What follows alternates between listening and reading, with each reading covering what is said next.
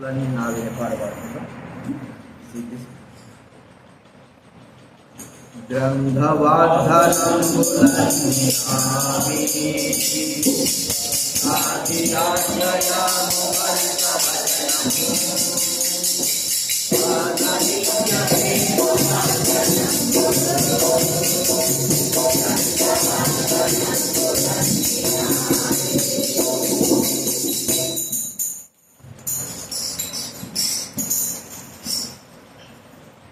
ప్రార్థన చేస్తున్నాం.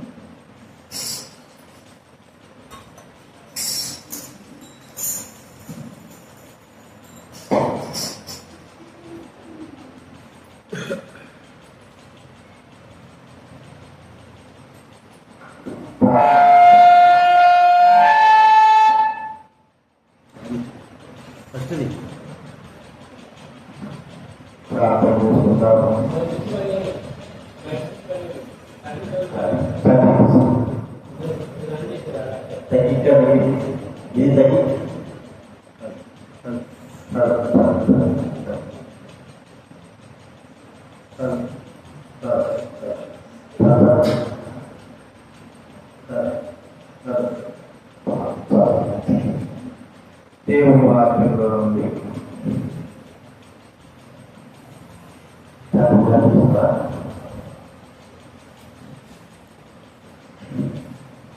ప్రార్థన చేసుకుంటాము. ముఖ్యంగా పరలోకమందున్న తండ్రి, యేసుక్రీస్తు నామమున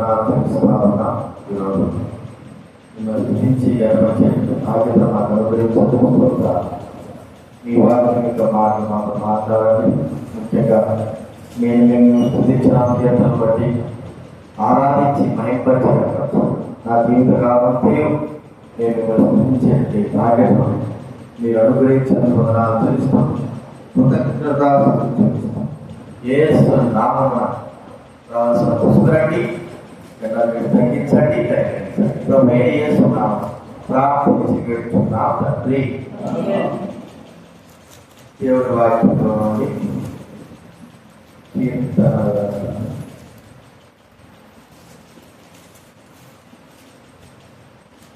కీర్తన గ్రంథ 119వ కీర్తన 119 164వ వచనం అక్కడ చదువుతున్నాం.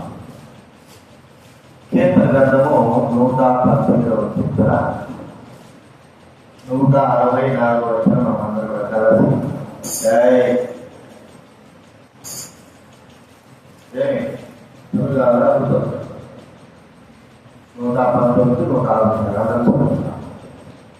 నీ న్యాయ విధులను బట్టి దినమునకు 7 మార్లు నేను నిన్ను స్తుతించుచున్నాను.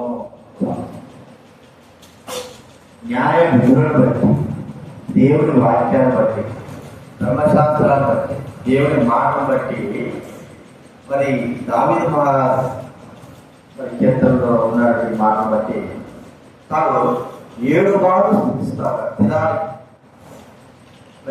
జనానికి 3 సార్లు ప్రార్థించాలా అనే మాటది. ఆరాధన అయితే 7 సార్లు ఆరాధించాలా అనేటువంటి మాట. అంటే మనము ఒక రోజు ఆరాధించడమే కష్టం. ఆరాధన చాలా ప్రాముఖ్యమైన. ఎందుకు 7 దినాలు 7 సార్లు ఆరాధిస్తాను అంటే దేవుని యొక్క గొప్ప గొప్ప మానవుపై చూడడం, దేవుని యొక్క గొప్ప ప్రేమ మానవుపై చూడడం, దేవుని యొక్క గొప్ప ఆనందం మానవుకు అనుగ్రహించడం. ఇది కూడా చూస్తా ఉంటే వారికి లేనిది మనకు అనుగ్రహించాడు. కొంతమందికి కృపణించాడు, తీసేశాడు. కొంతమందికి ప్రేమ చూచాడు, తీసేశాడు. కొంతమందికి ఆ రాజ్యం ఇచ్చాడు, తీసేశాడు. ఇలాగా కొంతమందికి సమస్త అధికారం ఇచ్చినప్పుడు తీసేశాడు. కానీ ఇప్పుడు ఈ దినాల్లో ఉంటున్న మనకు మాత్రమైనా తన కృపను, తన ప్రేమను, తన యొక్క జీవాన్ని చూపకుండా మానలేదు అని మనం గుర్తుంచుకోవాలి. కాబట్టి ఆయన యొక్క గొప్పతనం మనకు ఎంతగా ఉపయోగపడుతుంది, ఎంతగా మన జీవితంలో ఆయన చేశాడని గుర్తుంచుకోవాలి. గ్రంథంలో ఒక్కొక్క విషయంలో ఒకరికి ఇచ్చి అది తీసివేశాడు. అది మనకు మాత్రము నిత్యము తన కృపను బయలుపరిచేవాడుగా ఉంటాడు. చూడండి 100 గమనించాలి. 2వ సమూయేలు గ్రంథం 7వ అధ్యాయం, 2వ సమూయేలు 7:15 2వ సమూయేలు గ్రంథం 7:15.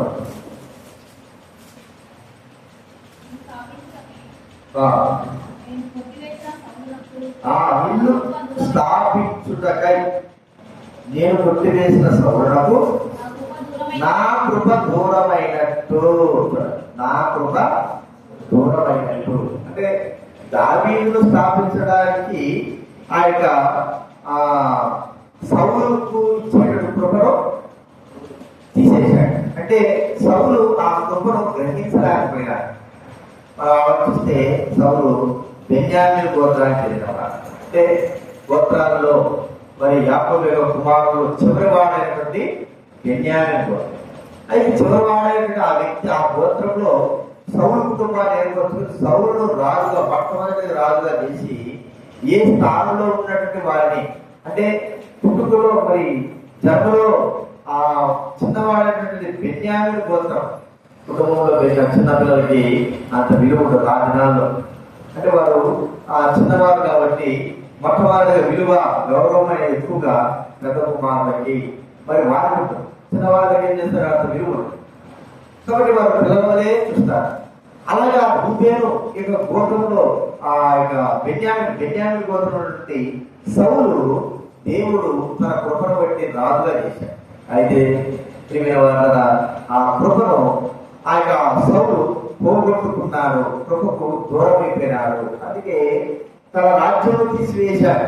బైబిల్ గ్రంథంలో మాట్లాడుతున్న మాట 89వ కీర్తనలో 33వ వచనంలో 89:33 చదవడమైనా కీర్తన గ్రంథం 89:33. కానీ నా కృపను అతనికి బొత్తిగా ఎడము చేయంటే దావీదు మహారాజు మాట, నా కృపను అతనికి బొత్తిగా ఎడము చెయ్యను. సౌలుకు దేవుడు కృప కొట్టివేయడు. బైబిల్ నుండి కృపను వ్యక్తం చేసుకోవద్దు అని వాక్యం వాడు కదా. 2వ కొరింథీయులకు రాసిన పత్రిక 6వ అధ్యాయం బైబిల్ 2వ కొరింథీయులకు రాసిన పత్రిక బైబిల్ వెనక నుంచి 162 6వ అధ్యాయం 10వ వచనం చదవండి. 2వ కొరింథీయులకు రాసిన పత్రిక 6వ అధ్యాయం 10వ వచనం. కాగా మేము ఆయన తోటి పరివారమై మీరు పొందిన దేవుని కృపను వ్యక్తము చేసుకునవద్దని. దేవుని కృప ఏం చేసినట్టండి, వ్యక్తము చేసుకోవద్దు. కాబట్టి ప్రియమైన వాళ్ళందరూ ఆ దేవుని కృప సౌలుకి బెన్యామీను గోత్రంలో చివరి గోత్రంలో ఉన్నటువంటి వ్యక్తి సౌలుకి దేవుడు అనుగ్రహించుకున్నాడు. అయితే తన చేతులారా మరి దేవుని కృపను పోగొట్టుకున్నాడు, దేవుని కృపను దూరం చేసుకున్నాడు. దావీదుకు దేవుడు కృపను అనుగ్రహించాడు, దావీదుకు శాశ్వతమైన కృపనిచ్చాడు. చూడండి దైవ గ్రంథంలో మనం చూస్తే శాశ్వతమైన కృప యెషయా గ్రంథము దావీదు చెప్పి శాశ్వతమైన కృప అన్నమాట. 55వ అధ్యాయం 3వ వచనం యెషయా గ్రంథం 55:3.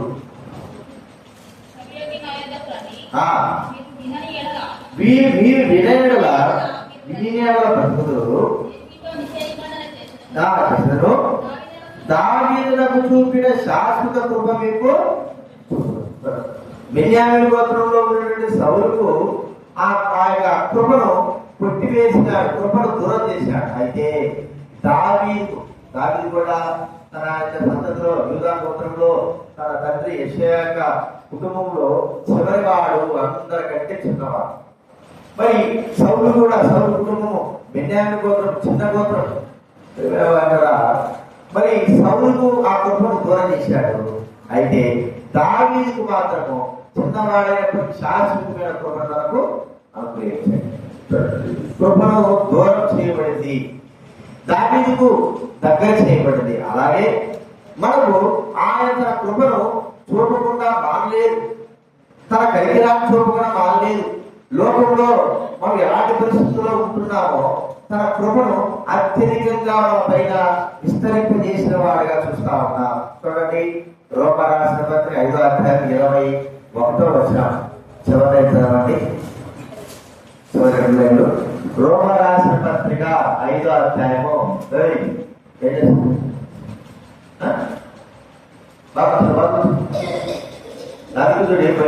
నలుగురు రోమా రాసిన పత్రిక 5వ అధ్యాయం 21వ వచనంలో ఆయనను పాపము మరణము ఆధారం చేసుకుని ఏలాగు ఏలేనో అలాగే నిత్య జీవం కలుగుటకై వీటి ద్వారా ప్రభయు మా ప్రభైన యేసు క్రీస్తు మూలంగా ఏడు నిమిత్తము పాపం ఎక్కడ విస్తరించను, కృప అక్కడ కృప అపరిమితముగా విస్తరించింది. కృప అపరిమితముగా సౌలు కొట్టివేసినట్లుగా మరి ఆయన ఈ భూలోకంలో మనం కొట్టివేయవచ్చు, తన కృప మనకు దూరం చేయవచ్చు. అయితే ఆయన పాపం విస్తరించే కొద్దీ భూలోకంలో తన కృపను శాశ్వతమైన కృపను మనకు చూపుతా ఉన్నాడు. దానిని బట్టి దినాలు సజీవంగా అవుతున్నాం. ఆయన కృప చూపకపోతే, శాశ్వతమైన కృప చూపకపోతే, సౌలుకు కొట్టివేసినట్టుగా మన జీవితాల్లో కూడా ఆయన కృప కొట్టివేసింటే ఈ దినాలు మనం సజీవంగా ఉండేవారు.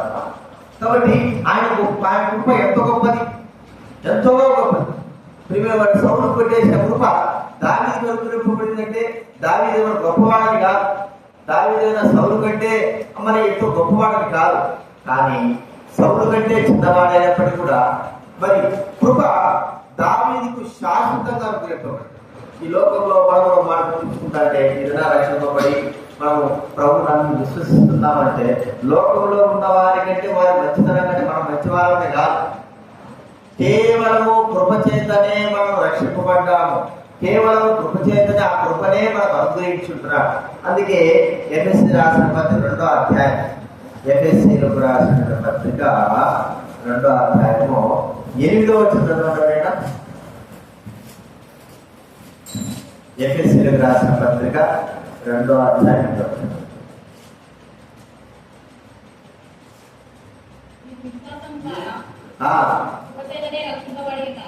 విశ్వాసము ద్వారా కృపచేతనే రక్షింపబడి ఉన్నారు. మీ వల్ల కలిగింది కాదు, దేవుని వరము. కృప అనేది ఏం చెప్పండి? దేవుని వరం. సౌలును కొట్టివేస్తే తన చిత్రాన్ని పోగొట్టుకున్నాడు. అది దావీదుకు అనుగ్రహింపబడిందంటే దావీదు ఏమైనా గొప్పవాడని కాదు, కానీ దేవుడి వరముగా దేవుడి కృప బట్టే తనకు ఆ కృపను అనుగ్రహించాడు శాశ్వతమైన. ఇది మనం కూడా లోకంలో ఉన్న వారందరికంటే మంచి వారము, నీతిమంతులము, మంచి గొప్ప గొప్ప వారము, జ్ఞానం కలిగిన వారని కాదు. ఆయన మన మీద కృప చూపిస్తున్నాడంటే అందరికంటే తక్కువ వారమని, దేనికి పనికిరాని వారమని మన పట్ల తన కృపను విస్తరింపజేశారు. కాబట్టి శాశ్వతమైన కృప మనకు అనుగ్రహించిన ప్రభువును కొట్టివేయకోకుండా ఆ కృపకు పాత్రుడుగా చేసిన ఆ ప్రభువును మనము స్తుతించాలి. ఆ కృపగా అంటే కొట్టివేయబడిన కృప సౌలుకు కొట్టివేయబడి శాశ్వత కృపగా దావీదుకు అనుగ్రహించినట్టుగా భూలోకంలో ఉన్న వారందరికంటే ప్రభువు దేవుడు మనకు తన కృప చూపాడు. ఈ కృపా సత్య సంపూర్ణుడుగా యేసు క్రీస్తు వారే వచ్చారు. చూడండి, దైవ గ్రంథంలో యోహాను సువార్త 1వ అధ్యాయం, యోహాను సువార్త 5 గణక నుంచి 80వ పేరు 1వ అధ్యాయం 17వ వచనం, ధర్మశాస్త్రం మోసే ద్వారా అనుగ్రహింపబడిన కృపా సత్యము యేసుక్రీస్తు ద్వారా. కృప అంటే యేసుక్రీస్తు వారు కృపగా ఈ లోకాలకు వచ్చాడు. లోకమంతా కూడా పాపం ఉంటే లోకమంతా వ్యాపింప చేయడానికి కొరకై తన కృపగా ఆయన ఈ లోకంలోకి వచ్చినాడని దైవగ్రంథం మనకు. ఆ కృపను బట్టి ఈ దినాల రక్షణలో మనము వచ్చి ఉంటున్నాం. ఇది మనం చూస్తున్నాం.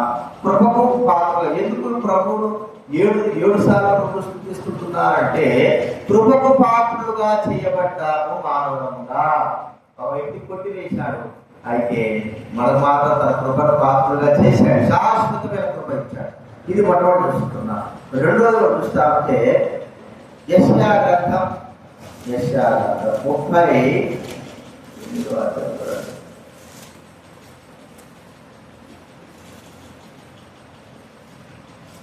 యెషయా గ్రంథము 38 అంటే 6వ వచనం. యెషయా గ్రంథం బైబిల్ మధ్యలో ఉంటే 599 599 బైబిల్ రోజు చదువుతా ఉంటే బైబిల్ మనకి ఎక్కడ ఉండాలని తెలుస్తారు.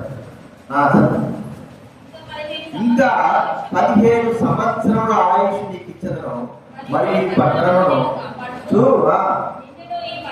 అసూరాక్షతుల పడకుండా ఇక్కడ ఇచికియా మనం చూస్తున్నాం. ఇచికియా దేవుడి యొక్క సేవ పరిచయం బాగా నిర్మించిన వారు, యథార్థంగా నడుచుకున్నవారు, సత్యంతో నడుచుకున్నవారు. అయితే తనకు మరణదినం వచ్చేసింది. దేవుడు ఒక దినానికి మరణదినం రాసి పెట్టున్నాడు, ఈ దినాన్ని చచ్చిపోవాలి. మరి అక్కడ ప్రవక్తతో చెప్పిస్తున్నాడు, పోయేసి యెషయా ప్రవక్త చెప్తున్నాడు, హిజ్కియా చెప్పు ఏమని, ఏడు చచ్చిపోతావు, నీ ఇల్లు నువ్వు చక్కబెట్టుకో, నీ జీవం ఉండదు, నీ విలువ ఉండడంలో పోతావు అని చెప్పాడు. ఇక వెంటనే వెళ్ళి యెషయా హిజ్కియా దేవుడి మందిరంలోకి వెళ్ళి ఏడుస్తున్నాడు, ప్రార్థన చేస్తున్నాడు. ఓ ప్రభా, నేను ఎంత సత్యంగా నడుచుకున్నాను కదా, యథార్థంగా నడుచుకున్నాను కదా, మరి ఇంతగా నడుచుకుంటే మరి నన్ను నా దినాలు 7 వరకే పెట్టావా, ఇక్కడికే నేను చనిపోవాలా అంటే ఆడికే నువ్వు చనిపోవాలి, అక్కడికే కుమార్ ఎక్కడ వెళ్ళిపోవాలి. మనకు నియమింపబడినటువంటి ఆ దినం అది ఏదైనా కావచ్చు, ఆ దినం వరకే 100 సంవత్సరాలు కావచ్చు, 2 రోజులు కావచ్చు, 3 రోజులు కావచ్చు, కానీ ఆ దినం వరకే. కానీ దేవుడు చెప్తాడు, రేపు చచ్చిపోతావు కదా, రేపు అయిపోతావు అని చెప్పినప్పుడు చక్క పెట్టుకో మనం అవుతున్నావు, చక్క పెట్టుకో అంటే ఏడుస్తున్నాడు. ఏడుస్తున్నట్టు అర్థం ఏంటి? కాబట్టి మీకు జీవం ఉండదు, తనలో చనిపోతారు, మానవులుగా ప్రతి మానవుడు చనిపోవాలి. అయితే తన మరణము తన ముందుగానే తరపబడింది. ఇంత పని చేసినా, ఇంత దేవుడు సేవ చేసినా నేను త్వరగా చనిపోవాలా అంటున్నాను. అయితే మరి ఇప్పుడు ఏడుస్తూ ప్రార్థన చేస్తే దేవుడు అలా విషయాన్ని చెప్తున్నాడు, నువ్వు వెళ్ళి చెప్పు, నేను విన్నా, నీ కంటి ప్రార్థన విన్నాను, నీకు ఇంకా 15 సంవత్సరాలు నేను ఏం చేస్తాను, నీ ఆయుష్ పొడిగిస్తాను, నీ జీవాన్ని పొడిగిస్తాను. జీవము కోల్పోయే వ్యక్తికి ఏం పెంచాడు? జీవాన్ని పెంచాడు. అంటే మరణం తప్పించిన ప్రభువైన యెహోవా వశము. ఒక వ్యక్తి మరణించాలా, ఒక వ్యక్తి జీవించాలా అంటే అది దేవుడి చేతిలోనే ఉంది. కానీ మనకు మాత్రము మరి మరణములకు పాత్రులమైనాము. మనం ఏమైపోయామంటే మరణానికి పాత్ర, జీవానికి పాత్ర కాదు, మరణానికి పాత్ర. చూడండి మాట ఉంది, హెచ్కేఎల్ గ్రంథం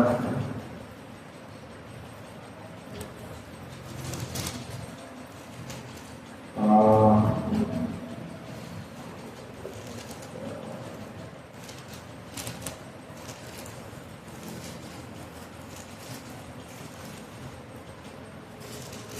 మరణానికి పాత్రులైన వారిని బ్రతికించుతారన్నమాట.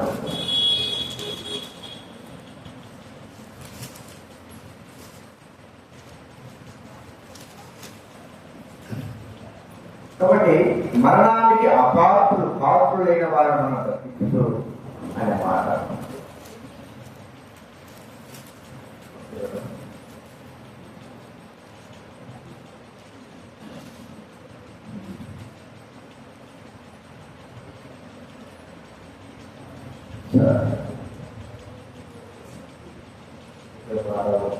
మరణానికి పాత్రులైన వారిని బ్రతికించు అన్నమాట.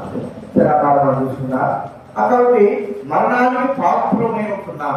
మరణించడానికి వారికి మరణం కొట్టివేయటం ప్రభువైన యెహోవా వశం. ఎవరి కోసం అంటే ప్రభువైన యెహోవా వశం.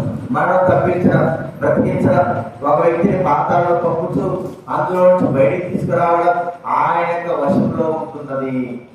పాతాళంలో పంపించగలడు, బయటికి తీసుకురాగలడు. అంటే మానవుని యొక్క జీవాన్ని పెంచగలిగిన వాడు, జీవం యొక్క మానవ ఆయుష్ను పొడిగించగలిగిన వాడు. మన జీవితంలో చూస్తా ఉంటే మరణానికి అపాత్రం, బతకడానికి యోగ్యులము సజీవులు మన నాలుగు కదా మరి ఆయన డాక్టర్ నుండి చేసిన లోకాన్ని విడిచాడు. ఆయన కంటే మనమే గొప్పవారు కాదు కదా, ఆయన గొప్పవారు. మరి ఆయన కంటే మనం గొప్పవారు కాదు. కానీ మరి మనం ఈ దినాన్ని బ్రతుకున్నాము, జీవం కలిగి ఉన్నాము. ఆ జీవంతో ఉన్నామంటే దేవుని యొక్క ఆ మహాకృప. జీవమును మనకి ఏం చేస్తున్నాయా, మనం బ్రతుకుతున్నామంటే మన జీవాన్ని రోజు రోజుకి పెంచుతా ఉన్నాయి. జీవమును కోల్పోవలసిన వారు, మరణానికి అర్హత కలిగిన వారు. చూడండి, దైవ గ్రంథంలో హిజ్కియా చూస్తే అతను మరణానికి అర్హత కలిగిన వాడు. హిజ్కియాని కాదు.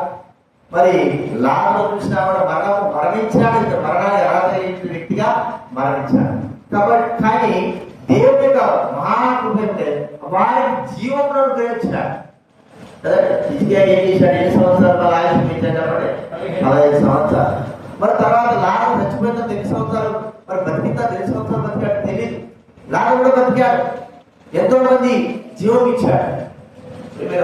ఈ దినాల్లో ఆత్మీయంగా చచ్చిపోతున్నాడనే మానవులైన వారికి నిత్య జీవం ఇవ్వడానికి కొరకై జీవాధిపతిగా యేసుక్రీస్తు వారి లోకంలోకి వచ్చి ఉంటున్నారు. చూడండి, అపోస్తుల కార్యాలు 3:15. అపోస్తుల కార్యాలు 3:15. మీరు జీవాధిపతిని చంపితిరి. ఎవరైనా జీవముడు అధిపతి ఆ ప్రభు యేసుక్రీస్తు వారిలో నిత్య జీవము. యేసుక్రీస్తు అన్నాడు, నేను గొర్రెల జీవమును మరి అది సమృద్ధిగా కలగడానికి కొరకే నేను లోకంలోకి వారికి ఇవ్వడానికి వచ్చున్నాడు. సమృద్ధి అయిన జీవం ఇవ్వడానికి వచ్చాడు. యేసుక్రీస్తు వారి నుంచి రాసిన మాట మొదటి యోహాను రాసిన పత్రిక 5వ అధ్యాయం. మొదటి యోహాను రాసిన పత్రిక 5వ అధ్యాయం 11-12 మొదటి యోహాను రాసిన పత్రిక 5వ అధ్యాయం 11-12.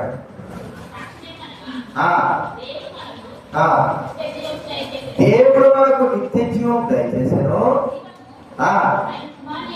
ఆయన కుమారుని ఎందున్నది.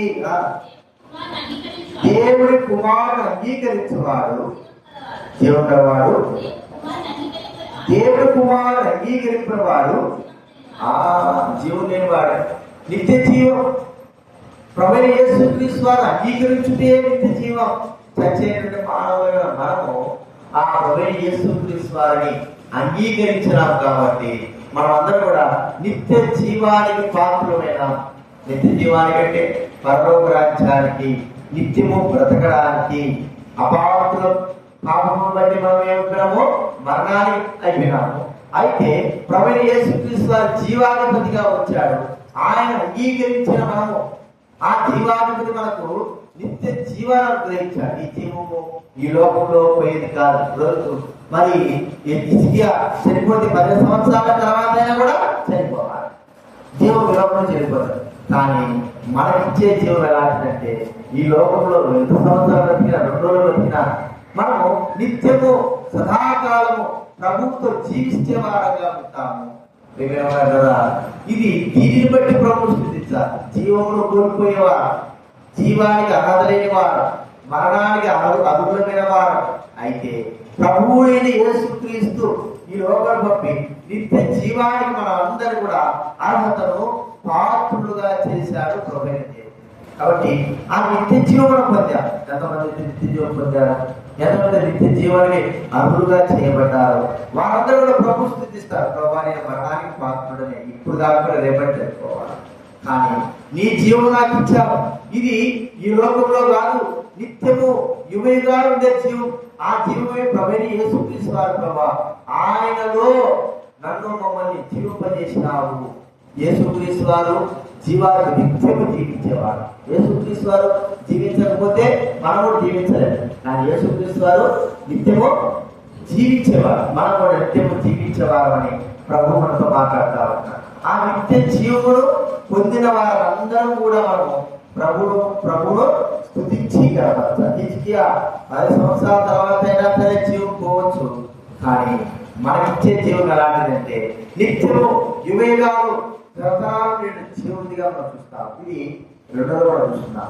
3వది ఏం చూస్తున్నాం అంటే చూడండి, దానియేలు గ్రంథం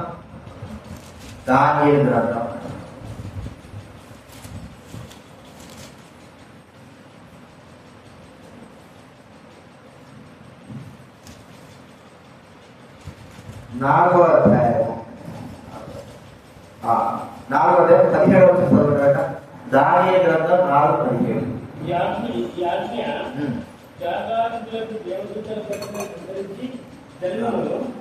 నిర్ణయమైన పరిస్థితుల ప్రకటన అందరికీ సంభవించును. మహోన్నతుడు దేవుడు మానవుల రాజ్యముపై అధికారి ఉండి వారికి అనుగ్రహించుగా నిశ్చయించును. ఆ, వారికి అనుగ్రహించినయు ఆయా రాజ్యం పైన అత్యంత మనుషులను ఆయన నియమిస్తున్నాడనియు మనుషులందరూ తెలుసుకున్నట్లు ఇలాగూ 26వ వచనం అదే మాట్లాడుతున్నాడు. సర్వోన్నతుడు దేవుడు మానవుల రాజ్యంపై అధికారి అయి ఉన్నాడని తాను ఎవరికి తాను అనుగ్రహం నిశ్చయించును వారి అనుగ్రహించను నీవు తెలుసుకుని వరకు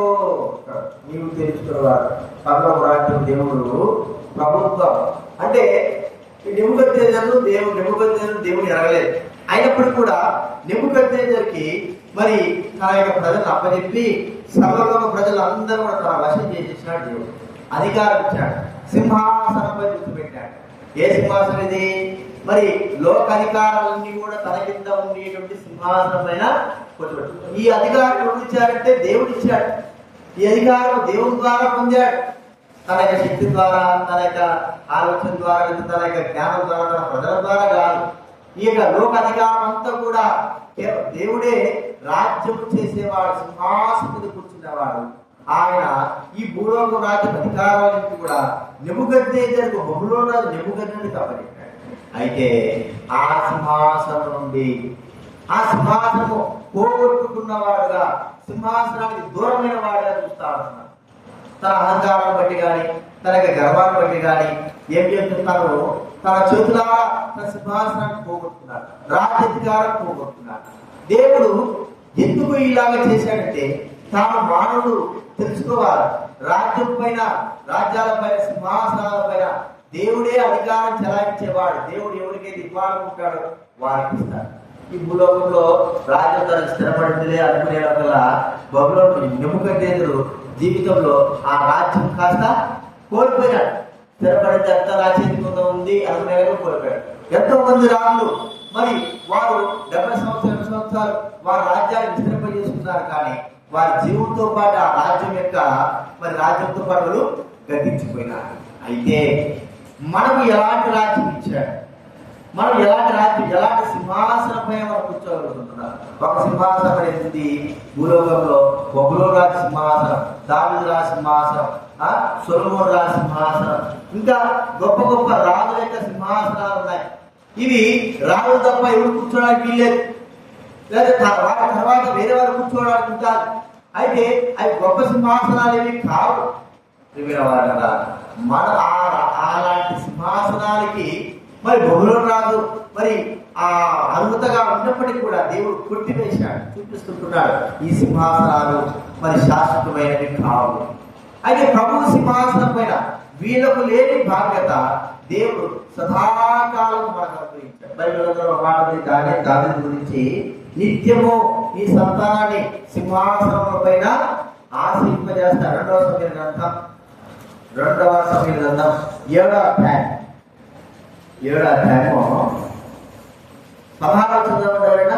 2వ సమూయేలు గ్రంథము 7వ అధ్యాయం 16.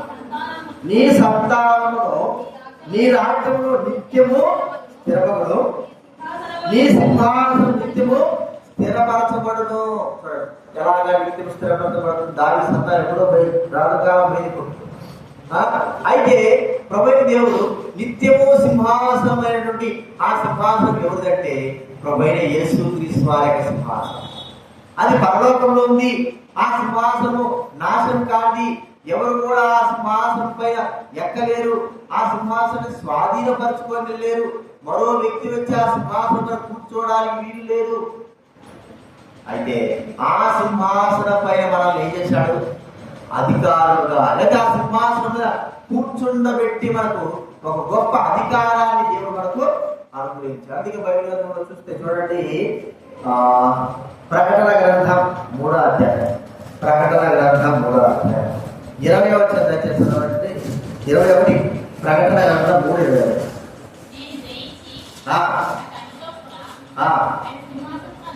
ఆయన సింహాసనమునందు కూర్చుండి ఉన్న ప్రకారము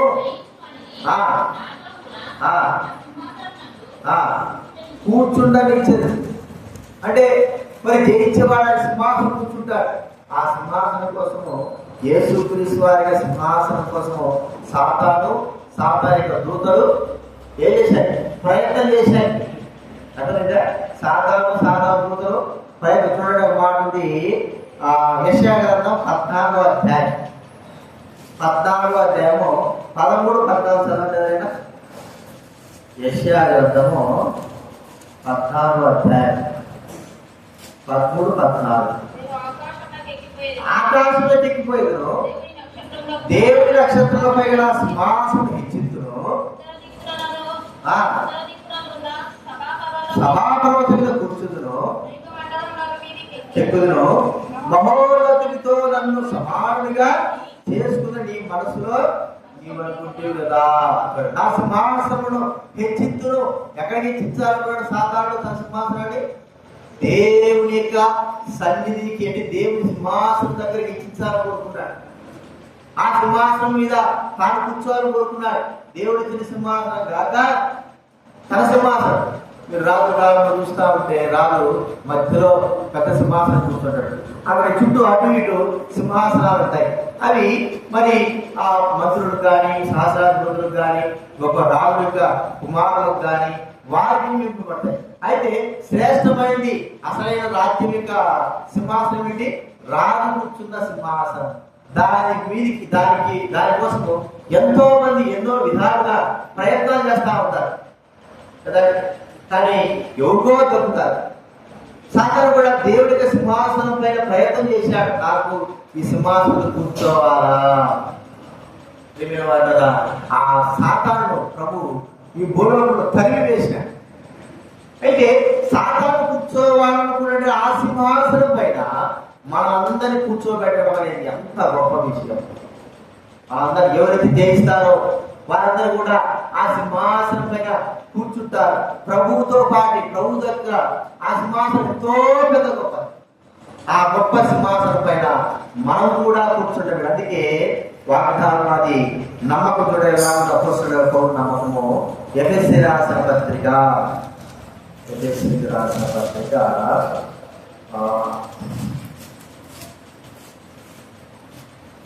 2వ అధ్యాయం 7వ వచనం దయచేసి చదవండి. ఎఫెసీ రాసిన పత్రిక 2:7. కూర్చుండబెట్టెను. ఎక్కడండి? ఎక్కడ కూర్చోబెట్టాడు?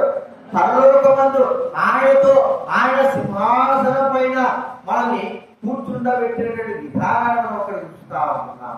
కాబట్టి ప్రియమైన వారా, ఆయన పరలోకంలో తండ్రి కృపాసనం కూర్చున్నాడు. ఆయన సింహాసనంతో మనం కూడా ఉన్నాడు. మరి అనేకమైన రాజ్యములు మరి సింహాసనాలు త్రోసివేసినందుకు ఈ భూలోకంలో ఒక సింహాసనం ఇంకో సింహాసనం, ఒక రాజ్యం ఇంకో రాజ్యం గొప్పదైతే అన్ని త్రోసివేసినాడు. ఆ రాజ్యాలకు మనం అర్హతం కాదు, ఆ సింహాసనానికి అర్హతం కాదు. కానీ దేని అర్హత కాదు మన జీవితానికి పరలోకంలో ఆ తండ్రి కృపాసన సింహాసనానికి ఆశలుగా చేశాడు. అబ్రహాము కృపాసన లాగా కూర్చున్నట్లుగా ప్రభువైన యేసుక్రీస్తు వారిగా మరి సింహాసనం పైన మనం కూర్చునే అర్హత బాధ్యత మనకి ఇచ్చినాడు. దానిని బట్టి ప్రభు మనం స్థితించాలి కదండి. కనక సింహాసనం శోధనాలు వచ్చబెడితే ఎట్లుంటారు అంటే ఆ యొక్క కనక సింహాసనం అది పరలోక సింహాసనం, అది దేవుని సింహాసనం. దానిపైన మనం కూర్చోబెడితే ఎట్లుంటుంది? మనకు విలువ ఉంటుందా? సింహాసనానికి విలువ ఉంటుందా? కానీ మనం కూర్చోబెట్టాడా? సాధారణ కూర్చుంటే ఏదైనా విలువ ఉంటారు. ఎందుకంటే వాడు పెద్ద చెరువులు కాబట్టి, ఒక పెద్ద దేవదూత కాబట్టి, దూత కన్నిటి గొప్పవాడే చేశాడు కాబట్టి అదొక విలువ ఉంటారు. కానీ వాడిని తోసివేసి దేవునికి పనికిరాని మనల్ని ఆ సింహాసనం పైన కూర్చుండబెట్టాడంటే మనం ఎంత అర్హత ఉందని, ఏ అర్హత మనకు యోగ్యులుగా చేశాడని మనం ఒకసారి ప్రశ్న వేసుకో. ప్రభావ ఈ సింహాసనం కూర్చోవడానికి నేను యోగ్యుని కాదు. ఇంకో మాట చెప్పుకోవాలంటే మెఫీబోషెతు దావీదు సింహాసనం బల్ల చుట్టూ కూర్చున్న వారు ఒకటిగా ఉన్నాడు. మరి మెఫీబోషెతుకు కనీసము బల్ల చుట్టూ కూర్చున్నాడు, తన ఆ దావీదు కుమారుడితో కూర్చోడానికి కూడా యోగ్యత లేదు. అలాంటిది రాజ సింహాసనం పైన పోవడానికి దావీదు సింహాసనానికి యోగ్యుడిగా ఉంటాడా? యోగ్యుడిగా చేయబడలేడు. కానీ దావీదు తన బల్ల దగ్గర ఉండే వారి దగ్గర, సింహాసనం కూర్చున్న వారి దగ్గర మరి మెఫీబోషెతు సింహాసనం వేసినట్టుగా పరలోకంలో తండ్రి కృపాసన ప్రభువైన యేసుక్రీస్తు సింహాసనం దగ్గర మనం కూడా కూర్చునేటువంటి ఆ గొప్ప బాధ్యత మనకి ఇచ్చాడు. ఇది కేవలము మన మీద ఉన్న గొప్పతనం అని కాదు, ఆ కృపను బట్టి మనకు అనుగ్రహింపబడింది అని మనం గుర్తించుకొని ప్రభుని స్తుతించాలా. ఎన్నో సింహాసనాలు పెట్టాయి, కానీ గొప్ప సింహాసనం, స్థిరమైన సింహాసనం, దేవుని సింహాసనం. ఆ సింహాసనం పైన యోగ్యత లేని మనల్ని కూర్చుండబెట్టెను. అలాంటి అనుభవంలోకి దేవుడు మనం తీసుకొచ్చినందుకు ప్రభువు మనము స్తుతించాలి. చివరిగా మనం చూస్తా ఉంటే సాతాను, అంటే ఈ లోకంలో సాతాను దేవుడు సూచించాడు. ఎలాగ సూచించినాడు అంటే మరణం లేని దానిగా సూచించాడు. మరణం లేనివాడుగా, దేవుడు ఒక దూతగా, అందరికంటే గొప్పవాడుగా సూచించాడు. మరణం లేదు, సాతాను మరణం లేదు. అంటే ఎలాంటి మరణము? ఎల్లప్పుడూ జీవించేవాడే కానీ నిత్యపు నరకంలో ఉండేటువంటి వాడుగా ఉండాలి. మాకి ఆత్మకి ఏం లేదు చెప్పండి? మరణము లేదు. అది ఆ మరణం లేని ఆత్మ మరి నరకంలోకైనా వెళ్ళాలా, నిత్య జీవంలోకైనా వెళ్ళాలి. సాతానికి ఆత్మ ఎక్కడికి వెళ్ళింది? నిత్య నరకంలోకి. నిత్య నరకం. దేవుడితో ఉండేటువంటి అర్హతను, బాధ్యతను కోల్పోయాడు సాతాను. దేవుడు ఎల్లప్పుడూ తన దగ్గర నుండి సంగీత గానాలతో, ప్రతిగానాలతో ప్రభువును స్తుతించాలని సాతాను సూచిస్తే, సాతాను హృదయంలో పుట్టిన దుర్బుద్ధి, దేవుడిని సమానంగా ఉండాలి దుర్బుద్ధి తన జీవితంలో ఎంత నష్టాన్ని తీసుకొచ్చిందంటే, తాను దేవుడి దగ్గర సదాకాలం ఉండకుండా తోసివేయబడిన వాడు. దూతల్లో ప్రధానమైన దూతే తోసివేయబడ్డాడు. వాటితో పాటు అనేకమైన దూతలు తోసివేయబడ్డాడు. సదాకాలం ఉండే బాధ్యతను దేవుడు ఇచ్చాడు, కానీ దాన్ని నిలుపుకోలేక దేవుడికి దూరం అయిపోయినాడు. ఇక ఎప్పటికే దూరం అయిపోయినాడు. అయితే మనం ఏ పాటి వారం? మనం ఎలాంటి వారం? మనం దేవుడితో సదాకాలం ఉండగలిగే బాధ్యత మనకు ఉందా? ఆ అర్హత ఉందా? ఆ జీవం ఉందా? అలా ఉండడానికి పెద్ద పెద్ద గొప్ప గొప్ప సాతాను దూతలకే లేదే, మట్టి వారని మనం ఎలా ఉండగలమంటే దేవుడు ఉంచాడు. అది దేవుడి ఇష్టం. దేవుడి ఇష్టం. సాతాను లేదు, వాడి దురదృష్టం. కానీ మన అదృష్టం ఏమిటి? దేవుడితో సదాకాలం ఉండేటువంటి బాధ్యత. సాధారణ గొప్పవారమా, దూతల కంటే గొప్పవారమా? అనేక. అందుకే బైబిల్ గ్రంథం ఉంది. ప్రకటన గ్రంథము 21వ అధ్యాయంలో, ప్రకటన గ్రంథం 21వ అధ్యాయంలో 3వ వచనం, ప్రకటన 23 చదవడం.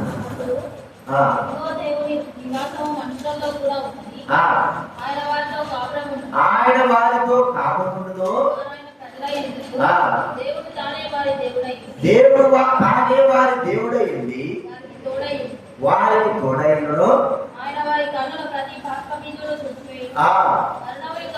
మరణం ఇకే ఉండదు.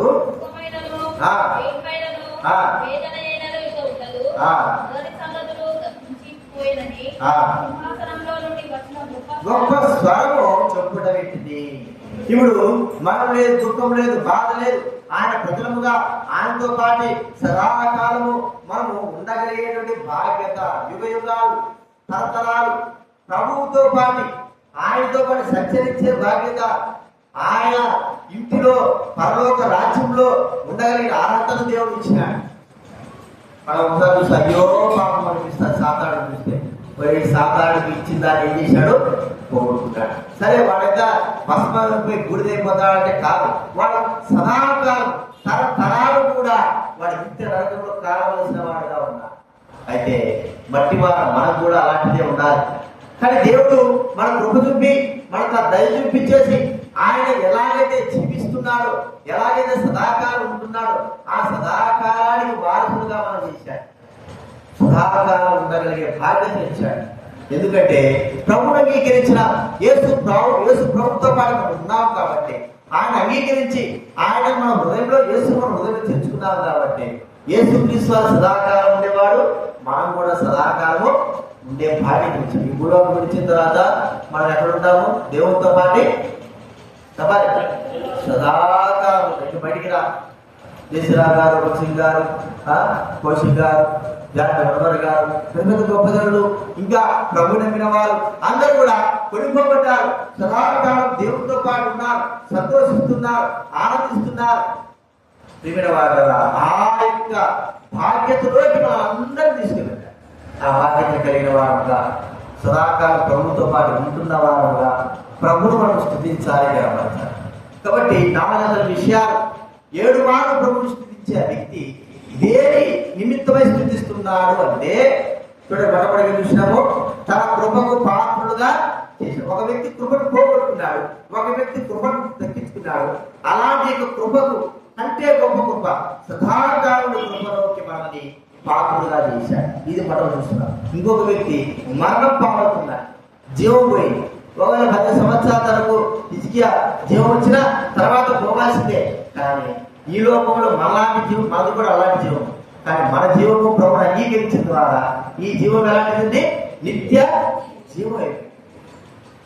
ఒక వ్యక్తి ఈ లోకం ఉండొచ్చు, కానీ యుగాలు తరతరాలు మన ఆయుష్కు, మన యొక్క మరి ఆయుష్ కాలానికి పరిమితి లేకుండా ఉంటుంది. అంత గొప్పగా, ఎందుకంటే ప్రభువే యేసుక్రీస్తు నిత్య జీవం కలిగిన అంత మాత్రం కాదు, సింహాసన నెమ్మది ఈ లోకరాజ్యాలన్నీ కూడా ఇస్తే తను నిలబెట్టుకోలేకపోయాడు. సింహాసనం దేవుడే తోసివేసేసాడు. మరి మనం ఏ పాటి సింహాసనం కలిగిన వారంగా ఉంటున్నాం? ప్రభువు తన సింహాసనం పైన, మరి ప్రభు అయిన యేసుక్రీస్తు సింహాసనం మనం కూర్చోబెట్టాడు. ఆ సింహాసనం మీద ఆశ కలిగిన వాడు సాతాను. అలాంటి వాడిని తోసివేసి దేనికి పనికిరాని మట్టి వారమైన మనల్ని ఆ సింహాసనం పైన కూర్చుండబెట్టాడు. సదాకాలము యేసు యొక్క సింహాసనం పైన మనం ఉంటాము. చివరిగా మనం చూస్తూ వచ్చాం, సాతాను ఏం చేశాడు? చెప్పండి, సదాకాలం దేవుడితో ఉండాల్సిన బాధ్యతను చేతులారా పోగొట్టుకున్నాడు. ఇక వాడు జీవితాంతం దేవుడి దగ్గరికి రాడు, నిత్య నరకంలో ఉండాల్సిందే. దేవుడితో సంతోష ఆనందాలు గడపాలని బాధ్యత దొరుకుతుందంటే ఇదిగో మట్టి వారమైన మనకే దేవుడు అనుగ్రహించాడు. కాబట్టి ఇలాంటి అనుభవంలో మనం దేవుడు చేశాడు. కాబట్టి ప్రభువును మనం స్తుతించి గణపరిచి ఆరాధన, ఈ 400 విషయాలు గుర్తుపెట్టుకొని 700గా ప్రభు స్థుతించినట్టుగా ఈ 400 విషయాలు గుర్తుపెట్టుకుని ప్రభువును మనం స్థుతిద్దాం. ఆరాధనలో ప్రవేశిద్దాం. లేచినప్పుడు ఒక మాట పాడుతుందా?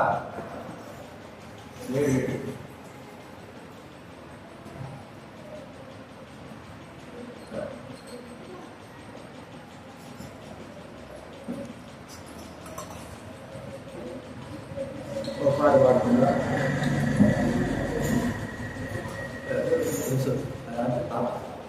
సరే.